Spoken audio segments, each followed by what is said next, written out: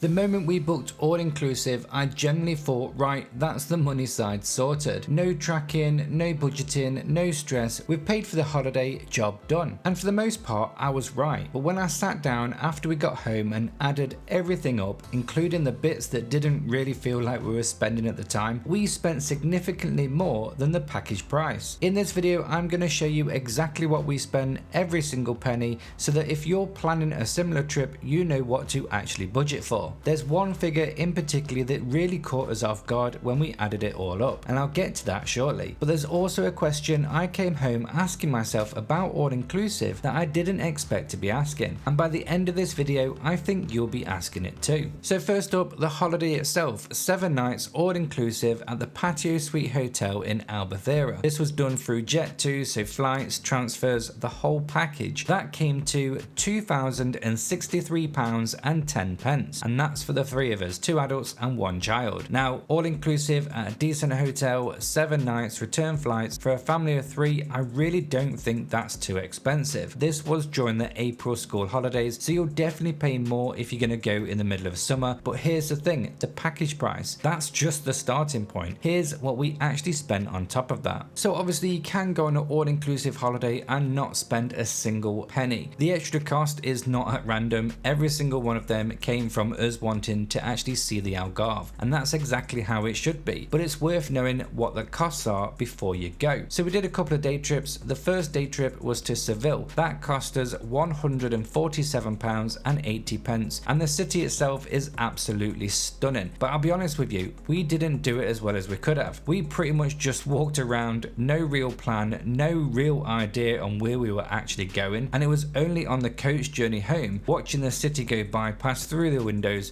that we realized that we'd missed these incredible garden areas right there in the city. We hadn't even known to look for them, and that's the kind of thing that is really annoying. By the time we saw them, we were on our way back to the hotel. Food was the same story. It was busy, and I mean really busy, and finding somewhere to eat that felt generally local rather than one of those tourist traps was harder than we expected. I will say this because it'll make your trip significantly better than ours, is just research a couple of restaurants before you go, book them if you can, plan places to go. Don't just assume that you'll find it all on foot, because you'll definitely miss some of the best bits. The day trip, like I said, was £147, factor in food and drinks, and you're coming closer to around about £220 all in. Definitely worth it, but just do it better than we did. The second trip was the Benagil Caves. Now, our son's highlight of the entire holiday just almost didn't happen because of him, to be honest. The Benagil Caves boat trip cost us £182.32, and even though it clearly says it's on a speedboat, we somehow didn't clock that until we'd booked and we were actually going on it, and believe me, it goes fast. Our son was absolutely terrified, generally white-knuckled, but he was so brave, and once he'd got used to it and realized that he was perfectly safe, he had an incredible time. Unfortunately, because of the weather,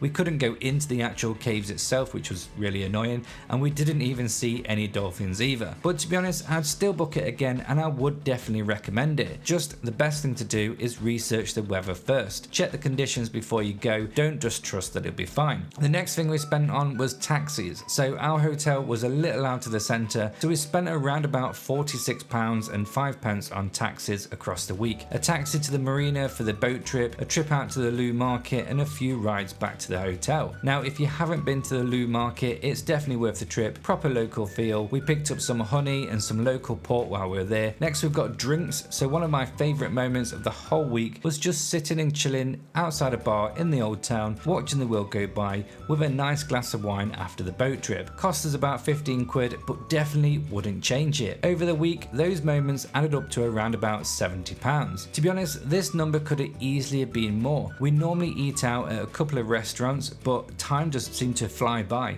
And honestly, the food at the hotel was excellent. So here's what the whole week actually cost us. So like I say, the all-inclusive holiday, flights, hotel for the 7 nights was £2,063.10. The day trip to Seville, including food and drinks, was roughly around about £227.80. The Benagil Caves trip was £182.32. Taxes over the week, £46.05. Drinks out, £70. So the total was £2,589.27. €100. That's a massive 20% on top of what we'd thought we'd spend. That's the figure that I mentioned at the start. So here's the question I came home asking myself: would I book all-inclusive again, knowing we'd spend £500 on top? And yes, every single time.